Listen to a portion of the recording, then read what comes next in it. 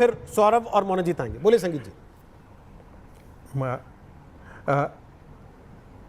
देखिए, दो बातें बहुत छोटी छोटी टिप्पणी करूंगा। भारत विभाजन के लिए मुस्लिम लीग को जिम्मेदार न ठहराने की कवायद स्वयं प्रधानमंत्री जवाहरलाल नेहरू जी ने कॉन्स्टिट्यूएंट असेंबली में कहा था।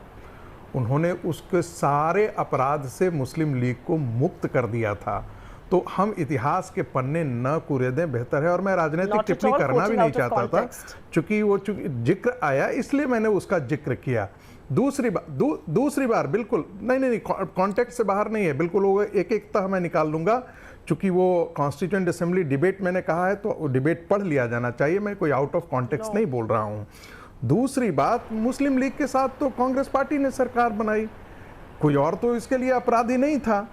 हम बंगाल की चुनाव पर आते हैं। 70 साल में यदि गरीबी हटाओ का नारा कब दिया था सुप्रिया जी?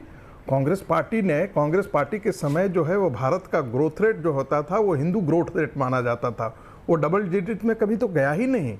जिन और खास करके गांधी परिवार के जब सत्ता में रही तो बिल्कुल ही नहीं गया। तो हमको इन सारे डिबेट से बाहर आ जाना चाहिए। मुझे लगता है कि ये सच्चाई है। आप तो पढ़े लिखे आदमी, सर सुनिए ना, वो गांधी परिवार था। हिंदू रेट वो नहीं, मैं पूछ रहा हूँ। हाँ, तो आप एक्सेप्ट कीजिए ना कि वो गांधी परिवार सत्ता में था, वो एक्सेप्ट कर रही है ना आप तो। नहीं, मैं तो आपसे पूछ रहा हूँ कि वो इसका मतलब आप एक्सेप्ट करती हैं ना कि वो श्रीमती सोनिया गांधी और राहुल गांधी सरकार चलाते थे। मनमोहन सिंह वाकई बौने और मौने प्रधानमंत्री थे। मैंने हस्तक्षेप नहीं किया था, मैं तो एक सवाल आपसे पूछ रहा हूँ। इसका मतलब है कि आप मानती हैं कि 10 साल की जो मनमोहन सिंह सरकार ने चलाया नहीं था, वो सोनिया गांधी और राहुल गांधी की सरकार थी, वो मौने और बौने प्रधानमंत्री थे। ये स्वीकार कर लीजिए। हम आगे बढ़ते हैं। आप तो मानेंगे नहीं क्योंकि आगे बढ़ते हैं मैडम, आगे बढ़ते हैं। बंगाल पे आ जाते हैं। बंगाल के चुनाव में आप 5% से 7% के आसपास आपका वोट है। इसलिए बंगाल की राजनीति में देखिए ध्रुवीकरण के बारे में बात नहीं करेंगे। रोहित जी, मैं बोल सकता हूं क्या? रोहित जी, मैंने हस्तक्षेप नहीं किया। सुप्रिया जी, ध्रुवीकरण तो जब आपने बोला उन्होंने सुना तो उनको सुन लिया जाए, उनको सुन लीजिए। उसके बाद सौरभ सिकदर से पूछ रहा हूं आपका सवाल, सुन रहे हो। सौरभ और मोनोजीत दोनों से आपका सवाल था, दोनों से पूछ रहा हूं। संगीत रागी पूरा कीजिए। रोहित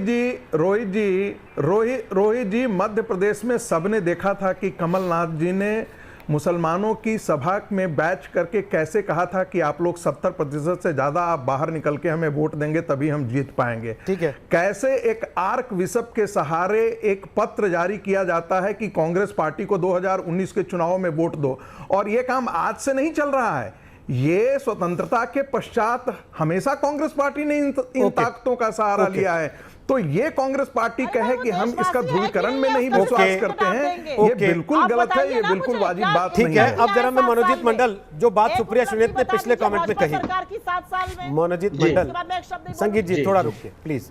मनोजीत मंडल वो कह रहे हैं ममता बनर्जी ने काम किया होता तो आज ये नौबत ही नहीं आती। 10 साल में काम ही नहीं किया। वो मैडम को कुछ शायद पता नहीं है बंगाल के बारे में, इसलिए वो बोल रहे हैं। बंगाल इसी जो बीजेपी के जो गवर्नमेंट है जो किसी को अपना श्रेय नहीं देता है, वो कहता है कि 9-10 जगह में बंगाल आगे है सबसे, चाहे वो 100 डेज वॉक हो, मनरेगा हो, चाहे वो MSME हो, चाहे ईज ऑफ डूइंग बिजनेस हो। अरे मैं बार बार ये कहता हूँ, देखिए आप ही का एक चैनल है जिसको हम कभी कभी रिपब्लिक कहते हैं, वो 60 दिन में एक यहाँ पे चैनल बसा दिया है विदाउट एनी हैसल। अभी गाली भी दे रहे हैं हम लोगों को, फिर भी हम कुछ नहीं कहते। आप लोग कहते हो कि यहाँ पर लॉ एंड ऑर्डर नहीं है, फ्रीडम ऑफ एक्सप्रेशन नहीं है। लगातार पिछले 1 महीने 7 मार्च से लगातार वो सब गाली दे रहे हैं, हम कुछ नहीं कह रहे हैं। और 60 दिन में चैनल बस गई, कम से कम 200 लोगों को नौकरी मिल गया। दिस इज कहता है, इसे को कहता है ईज ऑफ डूइंग बिजनेस। हम एक है, नंबर 1 है।